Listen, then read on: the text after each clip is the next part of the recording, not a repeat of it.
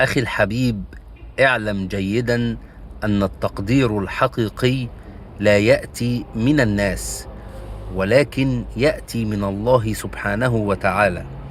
فلا تنتظر اعترافا ولا تقديرا من أحد، فالقلوب تختلف والنية ليست واحدة.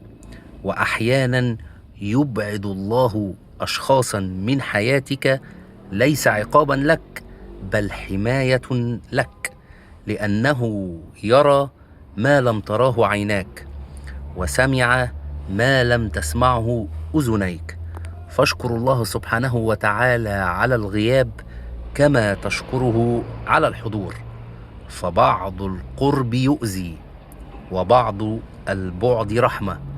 وسيأتي وقت تعجز فيه عن عد النعم التي من حولك، وتدرك أن كل ما حدث لك كان ترتيبا وكان فيه الخير لك وأنت لا تعلم.